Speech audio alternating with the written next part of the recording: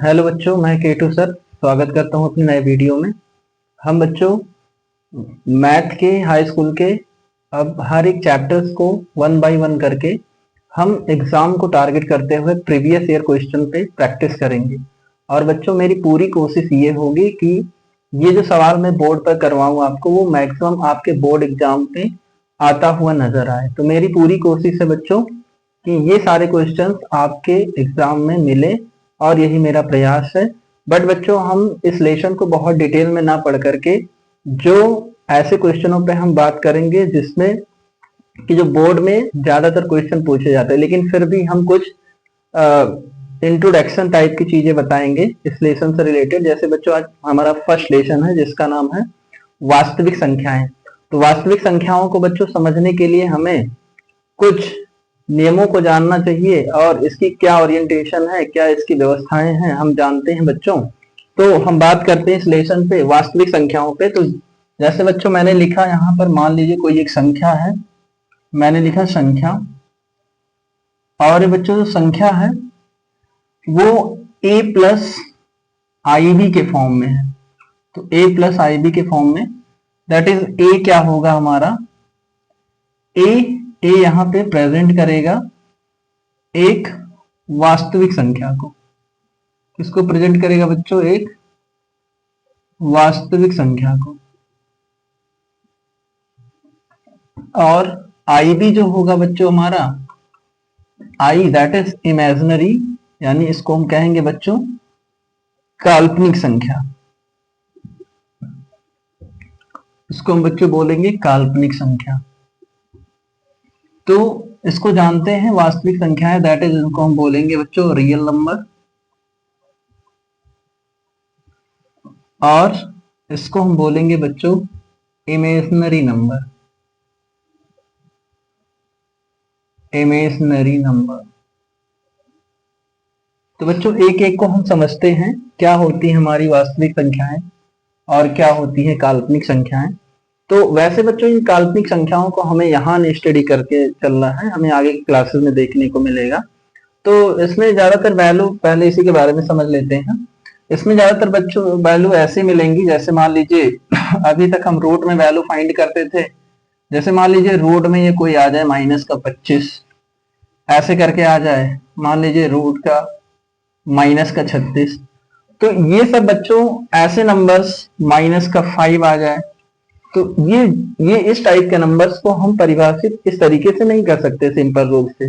जैसे हम इसके स्क्वायर को तो फाइंड कर सकते हैं, जैसे ये होता सपोज ये मान लीजिए 25 होता रूट में, तो इस 25 को हम 5 लिख सकते थे, क्योंकि 25 का ये स्क्वायर रूट 5 होता है बच्चों। तो ऐसे 36 होता ओनली, तो अब हम इसको 6 तरीके से लिख सकते थे। लेकिन यहाँ माइनस है, तो बच्चों अब इस माइनस को हम यहाँ पर नहीं सीख सकते हैं, बट आगे के क्लासेस में हमें देखने को मिलेगा बच्चों। एक आई दैट इज यहाँ पर ये होता है एक आई स्क्वायर, तो ये आई स्क्वायर की वैल्यू जो होती है बच्चों -1 करके होता है। तो यदि मान लीजिए आगे ये हमें मिल रहा होगा, तो बच्चों इसको सॉल्व करने के लिए क्या करेंगे, इस -25 को हम माइनस का 1 गुणे 25 लिख देंगे।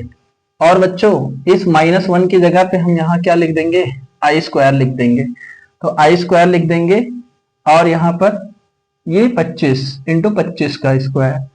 अब बच्चों ये दोनों रूट से है, तो यहाँ आई स्क्वायर से आई बाहर होगा और 25 से 5 होगा। तो इस तरीके से कुछ हमें इस काल्पनिक संख्याएं ऐसे देखने को मिलेंगी। बट बच्चों इन सबको हमें क्या करना है, आगे के क्लासेस में देखने को मिलेगा। तो हम जिस पे चर्चा करने चल रहे हैं वो बच्चों है हमारा वास्तविक संख्या यानी रियल नंबर। अब इसको बच्चों हम थोड़ा सा बात करते हैं, एक्चुअल में होता क्या है ये रियल नंबर, कितने टाइप से इसको पढ़ते हैं हम यहाँ। तो इसमें सबसे पहले आता है बच्चों हमारा परिमेय संख्या। क्या आती है, परिमेय संख्या। तो परिमेय संख्या क्या होता है बच्चों, इसके बारे में जानेंगे। इनको हम बोलते हैं बच्चों रैशनल नंबर, इनको रैशनल नंबर करके बोलते हैं। तो रैशनल नंबर, और दूसरा हम इस तरीके से पढ़ते हैं अपरिमेय संख्या। अपरिमेय संख्या। तो अपरिमेय संख्या या इसको इरेशनल नंबर बोलते हैं बच्चों, इरेशनल नंबर।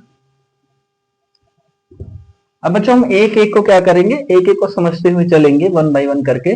तो इसमें बच्चों बताया गया कि परमेय संख्याएं होती क्या है, वैसे हम प्रीवियस क्लासेस में भी पढ़ रखे हैं, आई थिंक 8th वगैरह में, कि रेशनल नंबर होते क्या है। फिलहाल यहां समझते हैं बच्चों। ऐसे फॉर्म जिसको, ऐसे नंबर्स का फॉर्म जिसको हम क्या करें बच्चों, p बटे क्यू के फॉर्म में लिख सके, और ये कंडीशन होती है q does not equal to 0, यानी q का मान 0 नहीं होना चाहिए। वेर यहां पर क्या होंगे बच्चों, वेर p एंड q क्या होंगे बच्चों, एक पूर्णांक संख्या होगी। क्या होगी बच्चों, पूर्णांक संख्या होगी, पूर्णांक संख्या होगी। क्या होगी बच्चों, यानी p बटे q का फॉर्म जिसको हम क्या करते हैं, किसी नंबर को p बटे q के फॉर्म में लिख सकते हो, और जहां q does not equal to 0। जैसे बच्चों एग्जाम्पल में हम समझते हैं थोड़ा सा। जैसे यहाँ कुछ नंबर हम लिख रहे हैं, जैसे मैंने लिख दिया यहाँ हाफ 1/2, फिर मैंने लिख दिया 3/2, फिर ऐसे मैंने कोई संख्या लिख दी, या माइनस का 3/5, या इस तरीके के नंबर्स, या 0 हमने लिख दिया। तो बच्चों ये सारे जो फॉर्म होते हैं, ये क्या होते हैं, इनको हम परमेय संख्या के अंतर्गत कंसीडर करते हैं। ऐसे बहुत सारे नंबर्स होंगे। अब बच्चों यहाँ कुछ लोग ये सोच रहे होंगे सर कि ये यहाँ पर जो 2 लिखा गया है, इसमें सर न्यूमरेटर तो दिख रहा है सर, डिनोमिनेटर नहीं दिख रहा है, तो ये कैसे हो सकता है परमेय। तो बच्चों हम ऐसे नंबर्स हों, जितने भी नंबर्स हों, उनको हम बटे में 1 लगा सकते हैं यहाँ पे, ठीक है। और बच्चों 0 भी हमारी एक क्या है, परमेय संख्या है। 0 भी एक क्या है बच्चों, परमेय संख्या है, क्योंकि इसका भी बटा 1 हम लिख सकते हैं। तो ये कंडीशन होती है q का मान, यानी दैट इज इसमें हर का मान वो 0 नहीं होना चाहिए, तो वो परमेय संख्या कंसीडर होगा। तो ये जितने भी नंबर्स होते हैं मैक्सिमम, ये सारे क्या होते हैं, एक परमेय संख्या के अंतर्गत आते हैं, यानी जिसे p बटे q के फॉर्म में लिख सकते हैं। अब बच्चों बात करते हैं अपरमेय संख्या को लेकर। तो अपरमेय संख्याओं में जैसे हमारा आता है यहां पर, जिसे हम कहते हैं बच्चों ऐसा फॉर्म जिसको हम p बटे q के फॉर्म में नहीं लिख सकते हैं। क्या कर सकते हैं, नहीं लिख सकते हैं, p बटे q के फॉर्म में नहीं लिख सकते हैं, इसको नहीं लिख सकते हैं। इसको बच्चों कैसे समझा जा सकता है, जैसे मैंने लिख दिया यहां पर √2 हो गया, √5 हो गया, √7 हो गया, ऐसे डॉट डॉट सो ऑन। तो इस टाइप के जो नंबर्स होंगे बच्चों, ये क्या होगा, ये हमारा अपरमेय संख्या के अंतर्गत आएगा। तो अपरमेय संख्याओं में अब कुछ लोग सोच रहे होंगे सर यहाँ, जैसे सर हमने सबको क्या किया था, बटे में 1 लगा दिया था, तो सर यहाँ भी हम क्या करें, √2 को भी सर बटे 1 लगा दे, तो इससे क्या प्रॉब्लम होने वाला, ये भी तो सर p बटे q का फॉर्म बन रहा है। लेकिन बच्चों आपको ये जानना चाहिए कि जहां ये बताया गया है p और q एक पूर्णांक संख्या है, तो जब ये पूर्णांक संख्या है तो सिंपल सी बात है, हमें पता है यहाँ पर √2 आया है, और हमें पता है यदि √2 की वैल्यू निकाल रहे हैं तो यहाँ पर 1.4 ऐसे डॉट डॉट करके बनने वाला है। तो ये इसका एक निश्चित नंबर्स नहीं है, ये कंटिन्यू चेंजेबल होता जाता है बच्चों, यानी ये पूर्णांक संख्या को वेरी करना चाहिए। तो यहाँ पर p क्या है, ये पूर्णांक संख्या नहीं है, ठीक है। तो इसलिए हम इसको किस में कंसीडर करेंगे, अपरमेय संख्याओं में। तो अभी हमने देखा बच्चों ये बार बार चीजें आ रही है, पूर्णांक संख्या। तो पूर्णांक संख्या को हम समझते हैं क्या होता है पूर्णांक संख्या। तो वैसे भी हमने पहले की क्लासेस में पढ़ रखा है पूर्णांक संख्या होती क्या है। तो हम इसका थोड़ा सा एग्जाम्पल आप लोग को, जो हमने पहले की क्लास में पढ़ा है, जिसको हम नंबर लाइन कहते हैं, यानी संख्या रेखा से समझते हैं, तो वो उससे चीजें हम अच्छे से समझ पाएंगे। तो जैसे मान लो बच्चों मैंने यहाँ पर कोई लाइन ड्रॉ की, ये लाइन ड्रॉ की। अब इस लाइन पे क्या थे, कुछ नंबर्स हम यहाँ पे राइट डाउन कर रहे हैं। जैसे मैंने 0 लिख दिया, फिर ऐसे यहाँ से बच्चों 1 लिख दिया, ऐसे 2 लिख दिया, ऐसे 3 लिख दिया, ऐसे 4 लिख दिया, ऐसे 5 लिख दिया, ऐसे डॉट डॉट सो इनफाइनाइट। ऐसे इधर कोई नंबर से -1 लिख दिया मैंने, इधर -2 लिख दिया, इधर माइनस का 3 लिख दिया, इधर माइनस का 4 लिख दिया, इधर माइनस का 5 लिख दिया, ऐसे डॉट डॉट इनफाइनाइट। अब बच्चों क्या होगा, ये क्या है एक्चुअल में, ये जो रिप्रेजेंटेशन है एक प्रकार की, ये हमारी क्या है, इसको हम बच्चों नंबर लाइन बोलते हैं, यानी संख्या रेखा बोलते हैं। इसको आपने छोटे क्लासेस में पढ़ा होगा। ये एक प्रकार से क्या होती है, एक संख्या रेखा होती है। क्या होती है बच्चों, संख्या रेखा। तो इस संख्या रेखा की मदद से हम समझेंगे पूर्णांक को। तो बच्चों यहां पर हमें दो ऐसी चीजें दिख रही हैं, जैसे यहां से यदि हम इसको अलग करें, इसको यदि यहां से हम अलग कर ले यहां से, तो इस टाइप की इधर से जो संख्याएं दिख रही हैं, ये हमें ऋणात्मक संख्याएं दिख रही हैं। कैसे दिख रही हैं बच्चों, ऋणात्मक संख्याएं। और बच्चों ये जीरो को छोड़ दिया जाए, इधर से यदि हम देख ले, तो ये सारी की सारी क्या हो रही हैं, ये धनात्मक संख्याएं हैं। कैसी है बच्चों, ये हमारी धनात्मक संख्याएं, ये होती है धनात्मक संख्याएं। और एज वेल एज इसमें हम देख रहे हैं जीरो भी आ रहा है, तो इसको हम क्या कह सकते हैं बच्चों, इसमें यानी इसमें शून्य भी आ रहा है, शून्य भी आता हुआ नजर आ रहा है।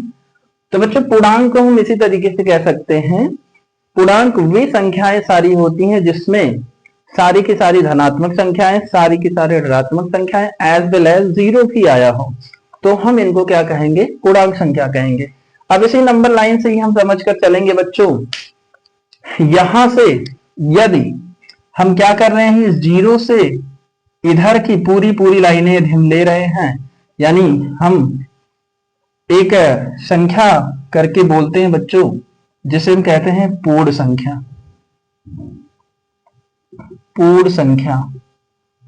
तो पूर्ण संख्या क्या होता है बच्चों, इन्हीं नंबर लाइन से हम समझ लें, यानी कोई नंबर से स्टार्ट हो रहे हो, जहां से जीरो हो, 1 हो, 2 हो, 3 हो, 4 हो, 5 हो, 6 हो, ऐसे कॉमा डॉट डॉट इनफाइनाइट।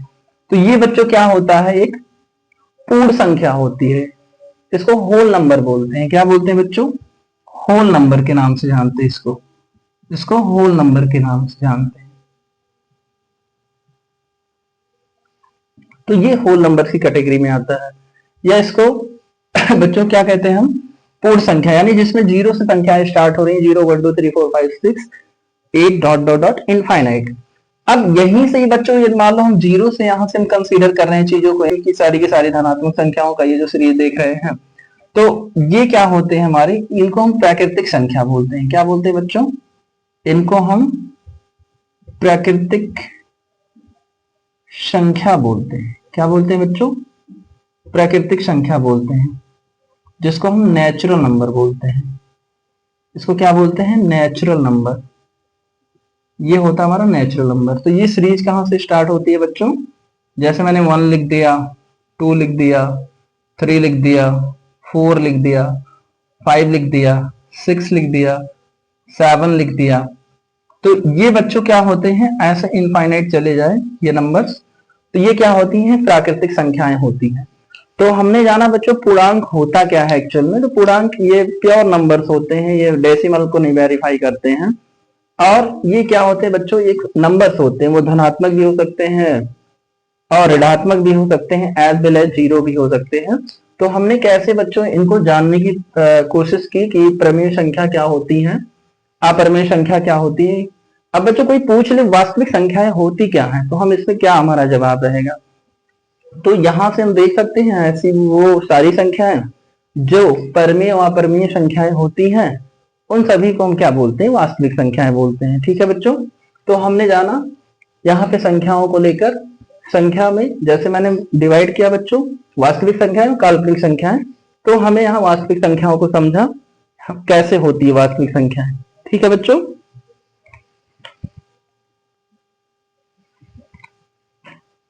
तो बच्चों हमने पूर्णांकों के बारे में जान लिया है। अब कुछ ऐसी भी संख्याएं कंसीडर होती हैं जिसमें जिनको हम अपूर्णांक संख्याएं कहते हैं। तो ये अपूर्णांक संख्याओं में आते क्या है बच्चों, तो अपूर्णांक संख्याओं में हमें यहाँ दो चीजें देखने को मिलती है। तो एक बच्चों ऐसे होंगे जो भिन्न टाइप की चीजें होंगी, यानी फ्रैक्शनल, और दूसरा ऐसे नंबर्स होंगे जो दशमलव नंबर दिखेंगे हमें। तो यहाँ पर क्या होंगे बच्चों, तो यहाँ पर दशमलव नंबर हमें देखने को मिलेंगे। तो इनके बारे में थोड़ा सा समझते हैं। तो भिन्न यहाँ पर क्या होगा बच्चों, तो भिन्नों को लेकर यहाँ पर हमने देखा कि भिन्नों को लेकर यहाँ पर फेदर हम दो तरीके से यहाँ समझ सकते हैं, वैसे और भी प्रकार से होते हैं बच्चों, बट यहाँ पर जो हमें कैलकुलेशन में मिलेगी चीजों को सॉल्व करने के लिए, तो यहाँ पर एक कैटेगरी होता है कि जिसको हम बोलते हैं यहाँ पर समान हर वाले। तो समान हर वाले दैट इज एक कैटेगरी में इसको कैटेगराइज कर रहा हूँ। इनको हम बच्चों क्या बोलते हैं, इनको हम लाइक फ्रैक्शन के नाम से जानते हैं, या इसी को हम समान भिन्न के नाम से भी जानते हैं। और दूसरा ये होता है बच्चों जिसको हम कहते हैं असमान हर वाले। असमान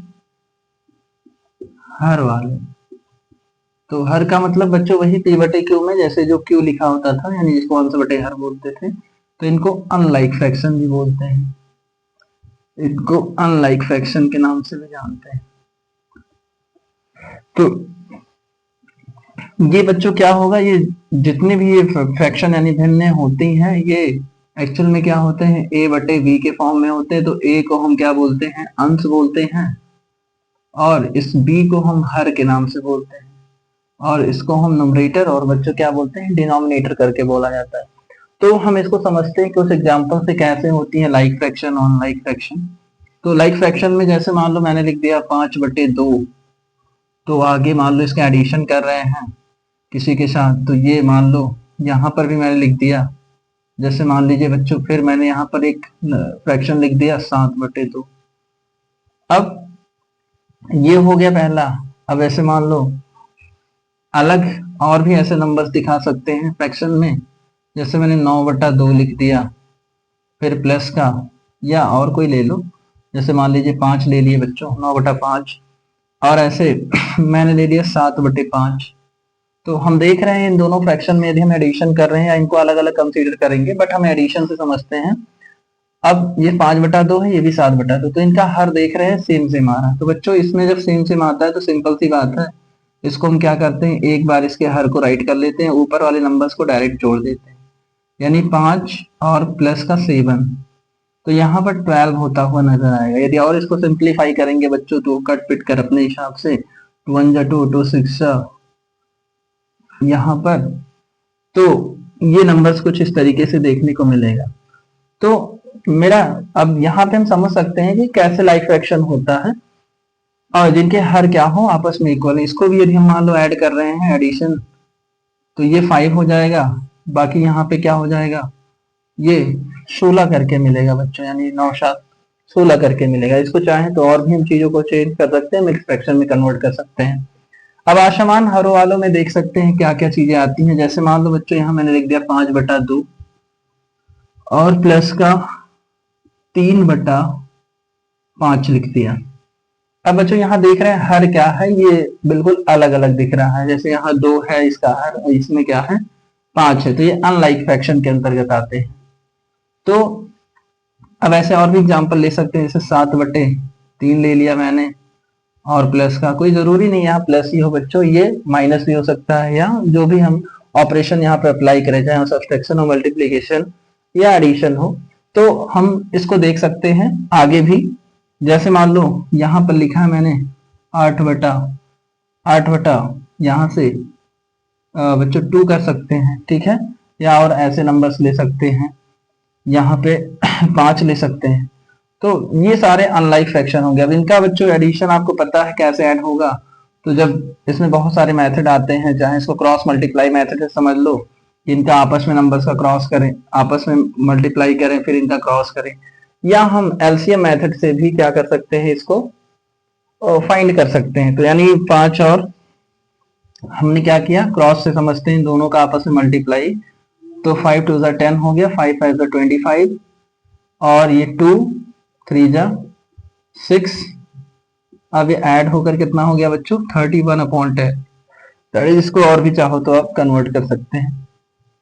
इसमें क्या होगा, सीधा सीधा मल्टीप्लाई कर रहे हैं बच्चों, तो ये 5 3 15 और फिर यहाँ पे 7 5 बच्चों 35, फिर 3 प्लस यानी 3 8 कितना कह सकते हैं बच्चों 24। अब इसको हम क्या करेंगे, इसको ऐड कर लेंगे, यहाँ पे 9 और यहाँ पर 5 और बटे 15 करके।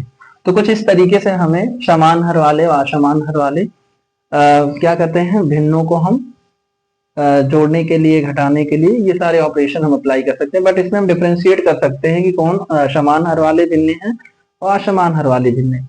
तो इससे हम थोड़ा आइडेंटिफाई कर सकते हैं। अब बच्चों दशमलव को हम यहाँ समझते हैं, भिन्न को हमने समझ लिया। अब दशमलव प्रसार को हम समझते हैं, क्या होता है दशमलव प्रसार। तो बच्चों ऐसे कुछ नंबर्स होते हैं जो दशमलव में होता है। जैसे मान लीजिए यहाँ पर मैंने लिख दिया 2.3 0.23 करके, फिर ऐसे मैंने कुछ नंबर्स लिख दिया 1.25 करके लिख दिया, या ऐसे बहुत सारे नंबर्स हमें मिलेंगे। तो बच्चों हम इनको थोड़ा समझने के लिए जानते हैं कि जैसे हमने 9th में कुछ चीजें सीखी थी दशमलव प्रसार को लेकर, तो उस दशमलव प्रसार को लेकर हम थोड़ा सा समझते हैं क्या चीजें हैं। तो एक्चुअल में क्या होता है बच्चों, दशमलव प्रसार को हम यहाँ समझते हैं कि दशमलव प्रसार होता क्या है। दशमलव प्रसार, तो बच्चों दशमलव प्रसार जो हमें यहाँ पे देखने को मिलता है वो जनरली क्या होते हैं बच्चों, दशमलव प्रसार यहाँ पर दो तरीके से हमें देखने को मिलेगा। एक होगा बच्चों हमारा, हमने 9th में भी पढ़ रखा है, एक हमारा होगा बच्चों शांत दशमलव। क्या बोलेंगे, शांत दशमलव, शांत दशमलव। तो शांत दशमलव प्रसार में, और दूसरा होगा हमारा अशांत दशमलव। दूसरा किसके अंतर्गत आएगा बच्चों, अशांत, अशांत दशमलव, अशांत दशमलव। तो इनको बच्चों बोलते हैं, जो हमारे शांत दशमलव हैं इनको टर्मिनेटिंग बोलते हैं, टर्मिनेटिंग। और ये जो होता है शांत, इसको हम बोलते हैं नॉन टर्मिनेटिंग, नॉन टर्मिनेटिंग। तो ये नॉन टर्मिनेटिंग होता है। तो बच्चों टर्मिनेटिंग और नॉन टर्मिनेटिंग ये दो तरीके से दशमलव प्रसार होता है। तो इसको हम समझते हैं कि टर्मिनेटिंग दशमलव क्या होता है और नॉन टर्मिनेटिंग दशमलव प्रसार क्या होता है। तो टर्मिनेटिंग दशमलव में क्या होगा बच्चों, यहाँ पर कुछ ऐसे फ्रैक्शन हमें देखने को मिलेंगे जो कुछ अंकों तक जाकर वो क्या होंगे, वो फाइनली जिसका कह सकते हैं या ऐसे भी समझ सकते हैं कि इसमें शांत दशमलव में हम देखने को मिलेंगे कि जिसका ऐसे फ्रैक्शन जिसको हम भाग करने पर जिसका शेषफल हमें क्या हो, शून्य मिल जाए, क्या हो, जिसका हमें शेषफल शून्य प्राप्त हो। और ऐसे यदि हम इन अशांत दशमलव प्रसार में इन फ्रैक्शंस को यदि हम सॉल्व कर रहे हैं तो वो क्या होगा, उसका हमें क्या होगा, शेषफल 0 नहीं मिलेगा, यानी वो कंटिन्यू चलती रहेंगी चीजें। तो यहाँ हमें दो बहुत मेजर चीजें, यानी ऐसे भी कह सकते हैं हम इसको समझने के लिए, यहाँ पर क्या होगा बच्चों, यानी जो हमारा शेषफल होगा, यानी यहाँ पे क्या होगा, शेषफल जो होगा वो क्या होगा, हमें यहाँ पर शून्य मिलेगा। यहाँ पे शेषफल क्या होगा, शून्य मिलता हुआ नजर आएगा, यानी शून्य मिलेगा। ऐसे इसको समझने के लिए समझ सकते हैं कि यानी शांत दशमलव में क्या होगा कि यहाँ पर क्या होगा, शेषफल शून्य मिलता हुआ नजर आएगा, और यहाँ पर क्या होगा, शेषफल शून्य नहीं मिलता हुआ नजर आएगा। क्या होगा बच्चों, यहाँ पर जो शेषफल होगा वो क्या होगा, शून्य नहीं मिलेगा, शून्य नहीं मिलेगा, यानी ये नंबर प्रसार यानी ये चलता रहेगा, ये नहीं मिलेगा। तो अब इसको थोड़ा सा हम समझते हैं एग्जाम्पल से कैसे। तो बच्चों यहाँ पर हम कुछ नंबर से इसके एग्जाम्पल से हम समझते हुए चलेंगे। जैसे बच्चों यहाँ हम एग्जाम्पल में जैसे 3/2 करके ले रहे हैं। जैसे मान लीजिए हमने ले लिया 3/2 और कामा 7/4, 7/4। अब ये जो दो नंबर है हम इसको, ये एक फ्रैक्शन है, अब इस फ्रैक्शन को हम सॉल्व करते हैं यानी डेसिमल तक ले जाते हैं। तो बच्चों आपको पता है हम यहाँ समझते हैं ये 3/2 को इसको अलग कर दे रहे हैं, ये हमने अलग समझा है। अब बच्चों ये क्या करेंगे, यहाँ से 2 से हम 3 को डिवाइड करेंगे, तो हम देखेंगे कि यहाँ से क्या होगा, 1 टाइम में ले जाएंगे, 2 1 जा 2, माइनस करेंगे 1 आएगा। अभी बच्चों देख रहे हैं कि यहाँ पे छोटा पड़ रहा है, तो इसको मालूम डेसिमल के प्लेसेस पे कंसीडर करें, तो यहाँ पर ले जाकर मैंने दशमलव लगाया, यहाँ 0 बढ़ाया। अब हमने क्या किया बच्चों, इसको 5 टाइम में ले गए, तो ये 10 आता हुआ नजर आया। तो हम देख रहे हैं कि यहाँ जो शेषफल आना चाहिए वो फाइनली यहाँ पर 0 हमें मिल रहा है, यानी इसका शेषफल, यानी इसको जिसको हम रिमाइंडर बोलते हैं बच्चों, यानी शेषफल यहाँ पर शून्य होता हुआ नजर आ रहा है। ठीक है बच्चों, ऐसे दूसरे एग्जाम्पल से हम समझ सकते हैं, जैसे यहाँ पर 7/4 लिख रखा है, तो 7/4 को यदि हम 4 से इसमें भाग कर रहे हैं ब्रदर, 7 में हम 4 से भाग कर रहे हैं, तो 4 अंजा यहाँ पर क्या करेंगे, 1 टाइम में ले गए बच्चों, तो यहाँ माइनस किए। अब हमें पता है इसको माइनस करेंगे 3 आने वाला है, फिर यहाँ डेसिमल लगाएंगे, क्योंकि ये नंबर क्या हो गया, छोटा हो गया। तो जब नंबर छोटा हो जाता है तो हम क्या करते हैं बच्चों, उसको ये डेसिमल प्लेसेस तक उसको सॉल्व करना है, तो हमें यहाँ दशमलव लगा के और ये 0 बढ़ाना पड़ता है। तो मैंने देखा, हमने एक दशमलव लगाया, एक 0 बढ़ाया, हमारा काम चलने वाला। 4 से भी फाइनली डिवाइड जाएगा, तो हमने इसको क्या किया, इस 7 टाइम में ले गया, तो 4 7 28 और इसको माइनस किया। फिर फाइनली हमने क्या किया, 0 यहां से हमने उधार लिया बच्चों, 10 में से 8 गया 2, और यहाँ 2 2 कटता हुआ नजर आ रहा है, यानी दैट इज यहाँ कुछ नहीं बचेगा, ऐसे क्रॉस लगा भी सकते हैं। अब हम फिर देख रहे हैं, एक बार डेसिमल हमने लगा लिया, तो हमें पता है बच्चों यहाँ से हम 0 एक और राइट कर सकते हैं। हमने देखा कि 4 को हमने टेबल में कितने टाइम, 5 टाइम, यदि हम इसको रीड कर रहे हैं, तो यहाँ पर 4 5 20 आ रहा है, तो 5 4 क्या होगा बच्चों, 20 यहाँ पर शून्य आ रहा है। तो यहाँ भी इसका शेषफल हमें क्या देखने को मिल रहा है बच्चों, कि जो शेषफल है हमारा, शेषफल है यहाँ पर शून्य आता हुआ नजर आ रहा है। तो शांत दशमलव का ये सबसे मतलब ये हम समझ सकते हैं कि जितने भी मैक्सिमम फ्रैक्शनल ऐसे मिलेंगे जो शांत दशमलव होंगे, वो क्या होंगे कि कुछ स्थानों तक जाकर वो अपने आप को खत्म कर लेंगे, यानी उससे ज्यादा वो चीजें आगे नंबर्स नहीं वैरी करेगा। बट अशांत दशमलव में क्या होता है बच्चों, अशांत दशमलव में ये क्या होता है, यानी ऐसे फ्रैक्शन इसमें आते हैं जिसको हम यदि इसका प्रसार करें तो कंटिन्यू चलते रहते हैं, और वो जिसका शेषफल 0 नहीं आता है। तो ऐसे इसमें बहुत सारे एग्जाम्पल्स हमें देखने को मिलते हैं बच्चों। जैसे हमारा होता है एग्जाम्पल में, जैसे हमारा 1/7 हो गया, 1/7 हो गया, 1/3 हो गया, 1/3 हो गया। तो ये सारे नंबर्स ऐसे जो हमें देखने को मिलेंगे, तो ये क्या होंगे बच्चों, ये एक प्रकार से अशांत दशमलव होंगे। कैसे होंगे बच्चों, ये अशांत दशमलव होंगे।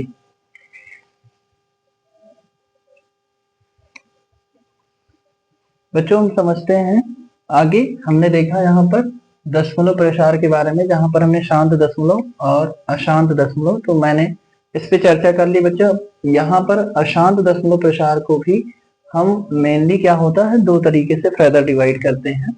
तो हम जानते हैं अशांत दशमलव यानी जिसका ऐसे फ्रैक्शन वैल्यू जिसको हम यदि वो डिवाइड कर रहे हैं दशमलव अंक तक, तो दशमलव अंक के बाद भी वो क्या हो, नंबर शांत दिखते नहीं नजर आ रहे हो, दैट इज उसका जिसका रिमाइंडर 0 ना हो रहा हो।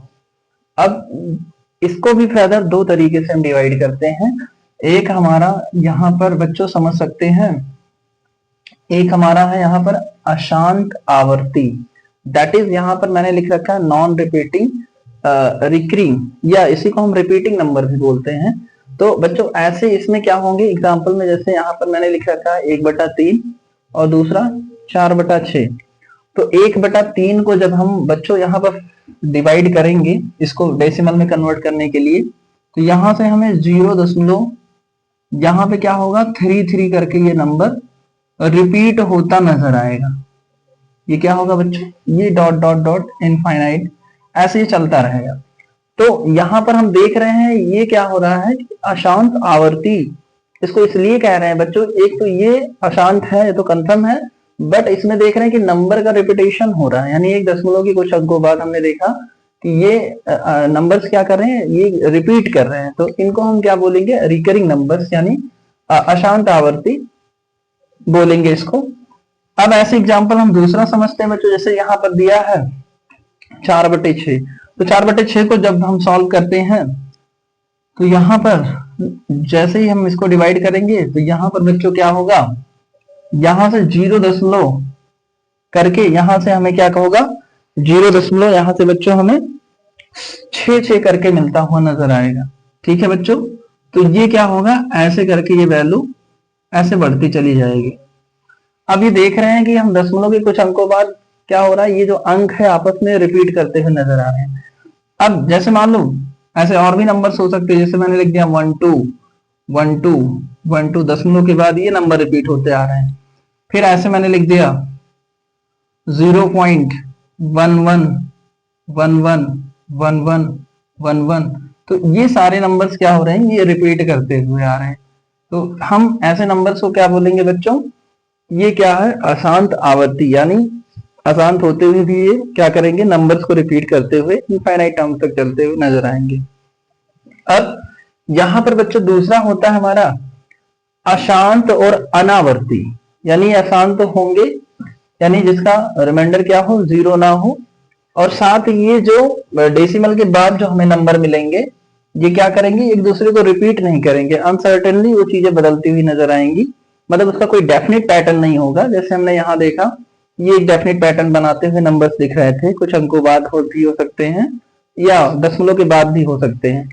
तो अब इसके एग्जाम्पल को हम समझते हैं। जैसे बच्चों यहां पर मैंने नंबर्स लिखा, मान लीजिए √2, तो √2 की वैल्यू जब हम इसको निकालते हैं बच्चों, तो यहां से क्या होगा, √2 का जो मान होगा वो 1.4121 ऐसे करके ये अनदर टर्म्स में ये क्या होगा, अलग अलग नंबर्स में ये वैल्यू ऐसे चलती रहेगी इनफाइनाइट टर्म्स तक। ठीक है, तो बच्चों ऐसे नंबर्स क्या होंगे, यहां पर ये अशांत अनावर्ती होंगे, यानी दशमलव के बाद का जो प्रसार होगा वो नंबर एक डेफिनेट पैटर्न नहीं बनाएगा, कुछ यहां से क्या होगा, बदलता हुआ नजर आएगा। अब ऐसे हम जैसे और भी फ्रैक्शन हम देख ले, जैसे फ्रैक्शन में भी होते हैं बच्चों, जैसे हमारा 1/7 है, तो 1/7 को भी यदि हम सॉल्व कर रहे हैं तो यहां से बच्चों क्या होगा, 0, यहां से क्या होगा 0, यहां से बच्चों ऐसे करके आएगा 14, ऐसे 57, ऐसे समथिंग करके ये वैल्यू ऐसे बढ़ती हुई अलग अलग टर्म्स में ये चेंज होता हुआ नजर आएगा। तो हम यहां देखेंगे बच्चों कि ये क्या होगा, एक डेफिनेट पैटर्न ना बना करके ये नंबर्स में ऐसे बदलते रहते हैं। तो हमने जाना बच्चों इस तरीके से अशांत दशमलव प्रसार हम दो तरीके से होता है कि एक क्या होते हैं, अशांत आवर्ती होते हैं, दूसरा अशांत अनावर्ती होते हैं। तो बच्चे हमने इसको समझा बहुत आसानी से।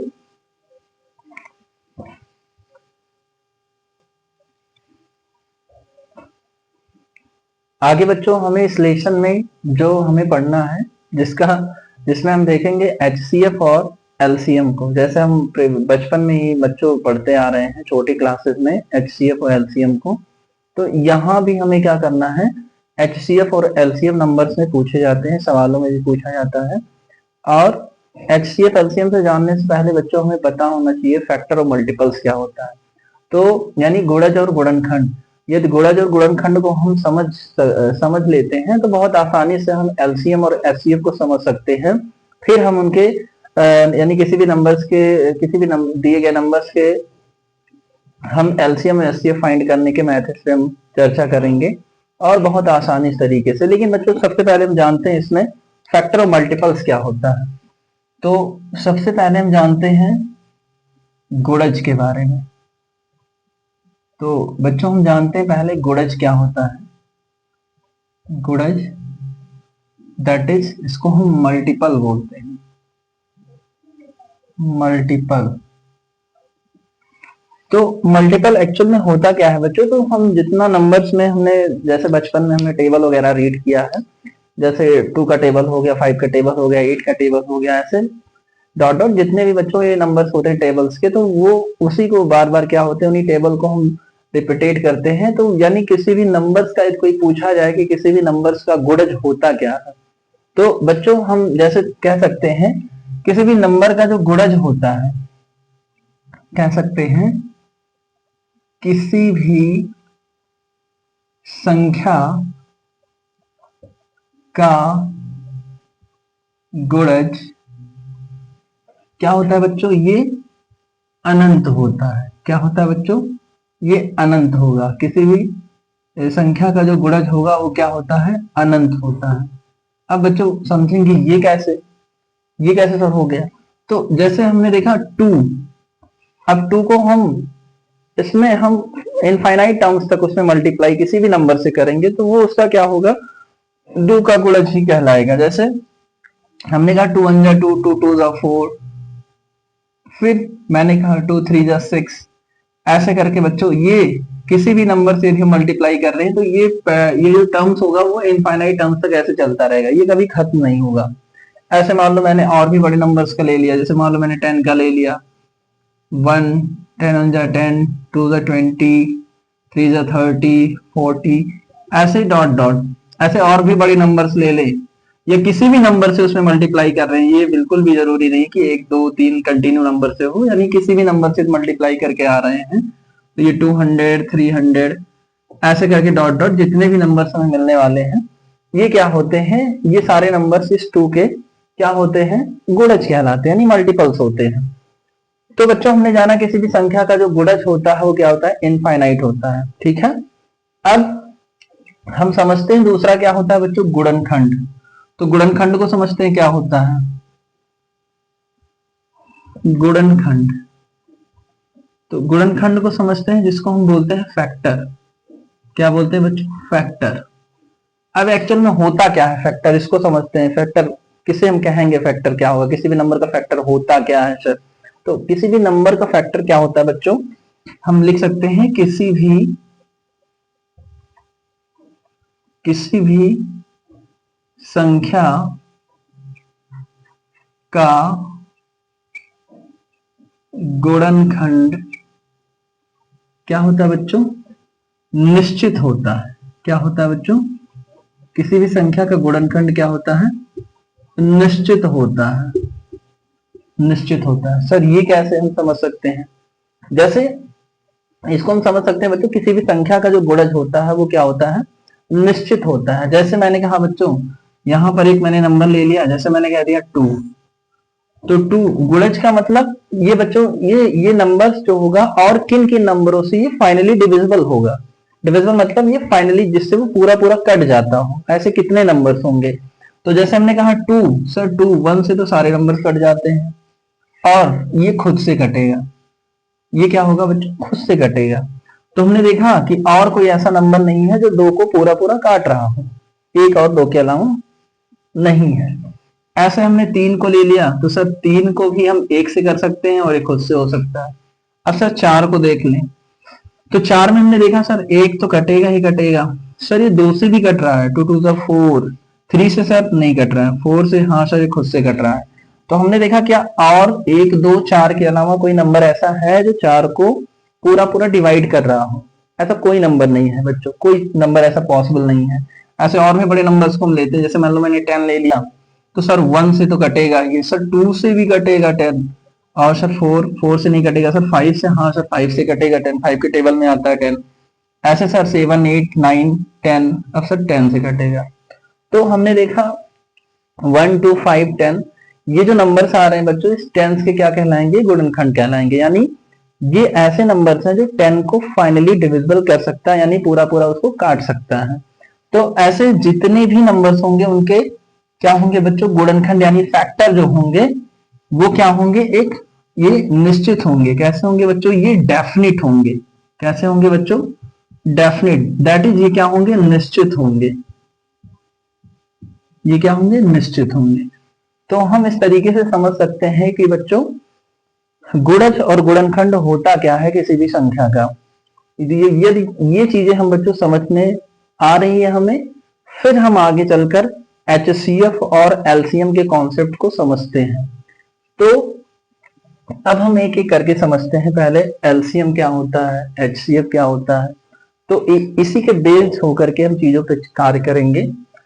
तो सबसे पहले बात करते हैं बच्चों, हम एलसीएम के बारे में बात कर लेते हैं, थोड़ा सा समझकर इसी कॉन्सेप्ट को समझते हैं, फिर इसके मेथड्स को, हम जितने भी नंबर्स होंगे उनके अलग अलग मेथड्स पढ़ेंगे एचसीएफ फाइंड करने के, एलसीएम फाइंड करने के। तो हम पहले समझते हैं थोड़ा, ये जो गुणनखंड है इसी के बेसिस पे हम समझते हैं कि एलसीएम होता क्या है और एचसीएफ क्या होता है। तो बच्चों एलसीएम दैट इज होता है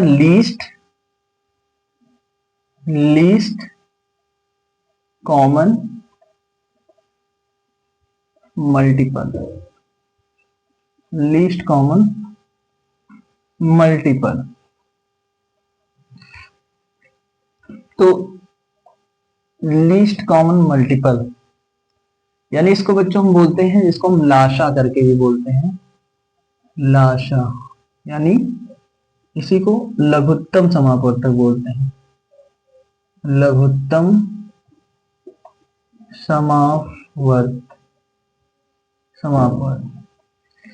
लघुत्तम समापवर्त।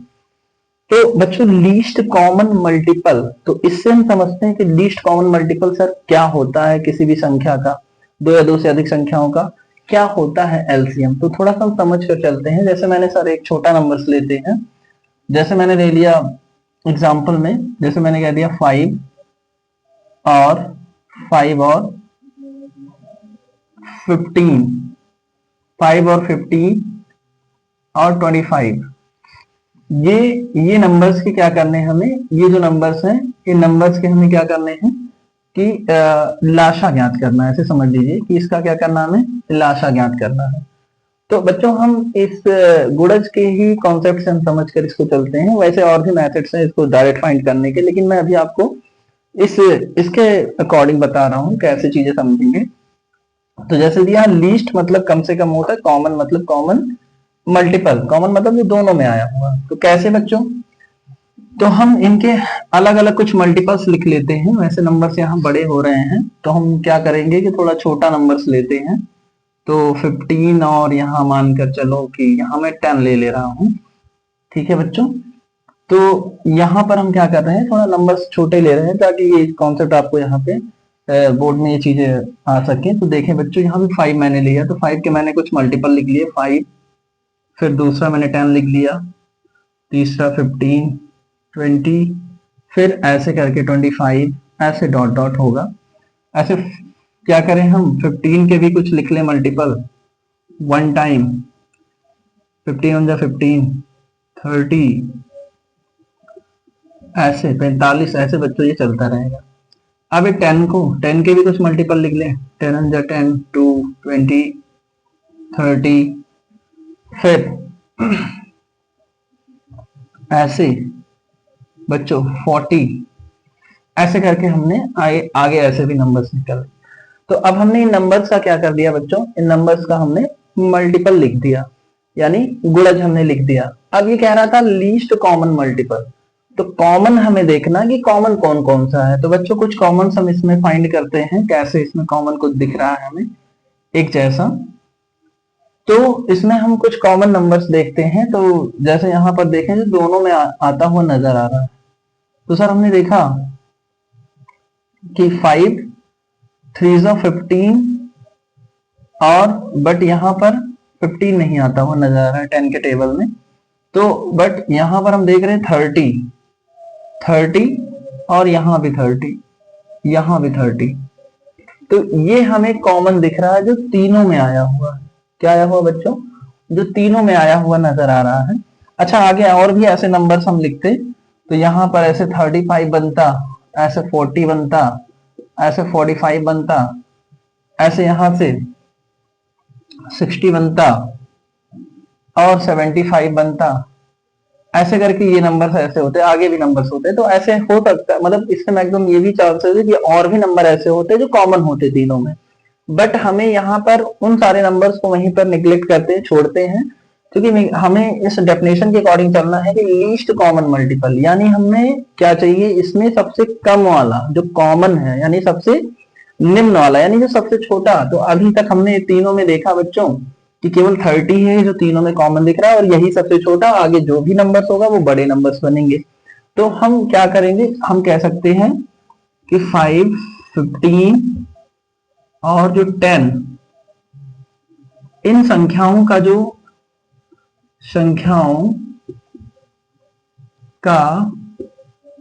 जो एलसीएम होगा वो कितना होगा बच्चों? इसका एलसीएम कितना होगा? इनका एलसीएम कितना होगा? 30 होगा। कितना होगा? 30 होगा। तो हमने बच्चों कैसे समझा कि इस मल्टीपल से हमने इसको कैसे एलसीएम को समझा। वैसे इसके नंबर्स को निकालने के मेथड्स हैं हमारे पास अलग अलग तरीके के, बट हम इसको इसके अकॉर्डिंग समझ रहे थे। अब हम दूसरा एचसीएफ को भी समझ लेते हैं थोड़ा सा। एचसीएफ, तो एचसीएफ तो बच्चों इसका क्या होगा? इसको हम जनरली बोलते हैं हाईएस्ट कॉमन, क्या होता है बच्चों? Highest common factor. Highest common factor, तो हाईएस्ट कॉमन फैक्टर या इसी को हम माशा बोलते हैं। क्या बोलते हैं बच्चों? माशा। तो माशा यानी महत्तम समापवर्ती। तो समापवर्ती, तो महत्तम समापवर्ती, इसको हम इस तरीके से समझते हैं। तो हम क्या करते हैं बच्चों, इसी जो यहाँ पर लिखा है जैसे हाईएस्ट मतलब अधिकतम, और कॉमन यानी जो कॉमन हो, और फैक्टर मतलब फैक्टर, तो हम इन्हीं नंबर से समझते हैं जिसका हमने एलसीएम फाइंड किया है। इसी का हम एचसीएफ भी फाइंड करके चेक करेंगे। तो बच्चों एग्जांपल में हम लेते हैं, जैसे इसी नंबर को बेस मानकर चलते हैं। जैसे हमने 5 है और 10 है और 15 है, इन नंबर्स का हमें क्या करना है? माशा ज्ञात करना है। इन नंबर का क्या करना है बच्चों? हमें माशा, दैट इज हम एचसीएफ इसका हम फाइंड करेंगे। वैसे हमारे पास और भी मेथड हैं बच्चों, बट क्या करेंगे अभी हम इसको इसके अकॉर्डिंग समझने के लिए हम एग्जाम्पल को समझते हैं। तो हम क्या करेंगे बच्चों, पहले सारे नंबर्स का हम फैक्टर लिख लेंगे, दैट इज इसका गुणनखंड। तो 1 का हमें पता 1 से होता है, 5 से होता है, और किसी से होता नहीं है, ये डेफिनेट है। ऐसे 10 का हमने देखा बच्चों 1 से होगा, 2 से होगा, सर 5 से होगा, और खुद से होगा। अब आगे बच्चों 15 है हमारा, तो 15 को भी हम देखेंगे कि 1 से सर हो रहा है, सर 3 से भी हो रहा है, सर 5 से भी हो रहा है, और सर किससे हो रहा है? 7 8 9 10, 10 से नहीं आएगा टेबल में, और ये खुद से होगा। तो अब ये जितने भी नंबर्स थे बच्चों 5 10 15, इन सारे नंबर्स के हमने क्या किया? इन सारे नंबर्स के हमने फैक्टर लिख लिया। अब हम इन फैक्टर्स में बच्चों क्या करेंगे, वैसे भी हमें नंबर छोटा लिए हैं तो वैसे बहुत सारे फैक्टर ना बन करके हमें कुछ लिमिटेड ही फैक्टर दिख रहे हैं। तो इसमें हमें देखना है कॉमन कौन सा पार्ट है। तो कॉमन वाला पार्ट को हम अलग करते हैं। तो बच्चों कॉमन वाले पार्ट में जैसे ये 5 5 यहाँ भी दिख रहा है, यहाँ भी दिख रहा है, तो ये कॉमन है। अच्छा, महत्तम की बात हो रही, तो बच्चों महत्तम का मतलब वैसे कॉमन में जो हम देखें तो एक भी आ रहा है हमारा सर कॉमन, सर एक भी कॉमन आ रहा है। तो वैसे मैक्सिमम एक तो जनरली कॉमन होता है ये सब में, लेकिन ऐसे और भी चांसेस बन सकते हैं जो हम बड़े नंबर्स लेंगे कि इसके यहां से 2 या 2 से अधिक कॉमन नंबर्स देखने को मिले।